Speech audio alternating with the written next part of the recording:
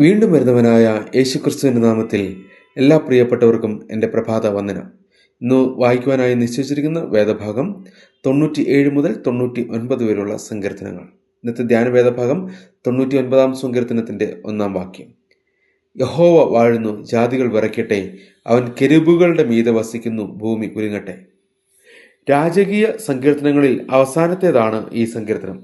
രാജാവും സിംഹാസനവും സ്വദേശവും നഷ്ടപ്പെട്ട പ്രവാസ കാല ദുരന്തങ്ങളുടെ പശ്ചാത്തലത്തിലാണ് യഹോവ വാഴുന്നു എന്ന വിശ്വാസം ആഴപ്പെടുന്നത്. ഇസ്രയേലിൽ രാജഭരണം ആരംഭിക്കുന്നതിന് മുമ്പ് തന്നെ യഹോവയുടെ ഭരണത്തിന് കീഴിൽ ജീവിച്ചിരുന്ന പിതാക്കന്മാരും ഉണ്ടായിരുന്നുവല്ലോ. അതിനാൽ മറ്റു ജനതകൾക്കുള്ളതുപോലെ ഇസ്രയേലിന് ഒരു രാജാവിനെ ആവശ്യമില്ല എന്ന് ശക്തമായി വാദിച്ച ന്യായാധിപനും പുരോഹിതനുമായിരുന്നു ശമൂവേൽ. തുടർന്ന് ഇസ്രയേൽ ജനത്തിന്റെ നിർബന്ധം മുഖേനയാണ് രാജഭരണം ഇസ്രയേലിൽ നടപ്പിലാക്കുന്നത്. എന്നാൽ സർവ്വലോകത്തിൻ്റെയും രാജാവ് ദൈവമാണ്. അതിനാൽ ദൈവത്തെ ഭയഭക്തിയോടെ നാം ആരാധിക്കണമെന്ന് ഈ സങ്കീർത്തനം പഠിപ്പിക്കുന്നു. ഈ സങ്കീർത്തനത്തിൽ നിന്നും 2 ചിന്തകൾ പങ്കുവെക്കട്ടെ. ഒന്നാമതായിട്ട്, ദൈവം സകലരുടെയും രാജാവാണ്. യഹോവയുടെ പരമാധികാരം സകല ജനങ്ങളുടെ മേൽ ഉണ്ട് എന്ന് 1 മുതൽ 3 വരെയുള്ള വാക്യങ്ങൾ പഠിക്കുമ്പോൾ നമുക്ക് മനസ്സിലാക്കുവാൻ സാധിക്കും. അവിടെ 1-ാം വാക്യത്തിൽ യഹോവ വാഴുന്നു, ജാതികൾ വിറയ്ക്കട്ടെ എന്നാണ് പറയുന്നത്. ദൈവത്തിന്റെ അധികാരം എല്ലാ ജനതകളുടെയും മേലാണ്. ജാതികൾ വിറയ്ക്കുവാനും ഭൂമി കുലുങ്ങുവാനും തക്കവണ്ണം മഹത്വമുള്ളതും ഭയങ്കരത്വമുള്ളതുമാണ് യഹോവയുടെ നാമം. ഈ ലോകത്തിലെ മനുഷ്യരായ ഭരണാധികാരികൾ മാറിപ്പോകും. രാജഭരണകാലത്തും അത്തരത്തിലായിരുന്നുവല്ലോ. എന്നാൽ ദൈവത്തിൻ്റെ രാജ്യത്വം നിത്യവും ശാശ്വതവുമാണ്. അവൻ്റെ നാമം മഹത്വവും ഭയങ്കരത്വമുള്ളതും വിശുദ്ധവുമാണ്. നാം നമ്മുടെ ഈ ലോകമാകുന്ന ജീവിതത്തിൽ ഏതനുഭവങ്ങളിലൂടെ പോകേണ്ടി വന്നാലും നമ്മുടെ രാജാവ് ദൈവമാണ് എന്ന് ഓർക്കുക.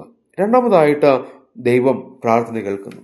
99 സങ്കീർത്തനത്തിന്റെ 6-ാം വാക്യത്തിൽ ഇപ്രകാരമാണ് പറയുന്നത്: അവന്റെ പുരോഹിതന്മാരിൽ മോശയും അഹരോനും അവന്റെ നാമത്തെ വിളിച്ചപേക്ഷിക്കുന്നവരിൽ ശമൂവേലും ഇവർ യഹോവയോട് അപേക്ഷിച്ചു, അവൻ അവർക്ക് ഉത്തരം അരുളി. ഇവർ ദൈവത്തെ വിളിച്ചപേക്ഷിച്ചപ്പോൾ ഉത്തരം നൽകിയവനാണ് ദൈവം.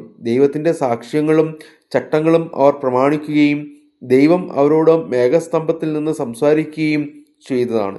ഉത്തരമരുളുകയും ക്ഷമ കാണിക്കുകയും ചെയ്യുന്ന ദൈവത്തെയാണ് ഈ സങ്കീർത്തനത്തിൽ നമുക്ക് കാണുന്നത്. അതിനാൽ വിശ്വാസത്തോടെ പ്രാർത്ഥിക്കുന്നവരുടെ നിലവിളി കേൾക്കുന്നവനാണ് ദൈവമെന്ന് വളരെ വ്യക്തമായി അടിവരയിട്ട് ഈ സങ്കീർത്തനം നമ്മളോട് പറയുന്നുണ്ട്. അതുകൊണ്ട് നമ്മുടെ ജീവിതത്തിൽ മുഖ്യമായ സ്ഥാനം ദൈവത്തിന് നൽകിക്കൊണ്ട് എൻ്റെ ജീവിതത്തിൽ എൻ്റെ രാജാതി രാജാവ് ദൈവമാണ് എന്ന് പറഞ്ഞുകൊണ്ട് ആ രാജാതി രാജാവ് എൻ്റെ സകല പ്രാർത്ഥനകൾക്കും മറുപടി തരും. അവൻ എൻ്റെ പ്രാർത്ഥന കേൾക്കും എന്ന വിശ്വാസത്തോടു കൂടി നമുക്ക് ആയിത്തീരാം.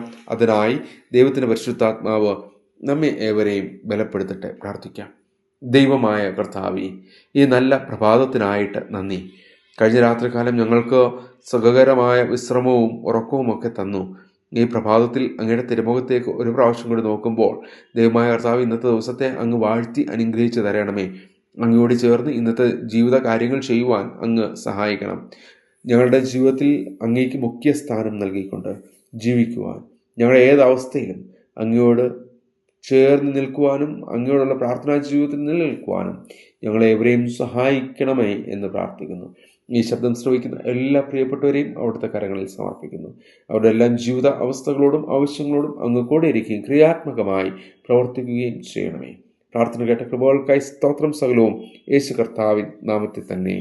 ആമേൻ.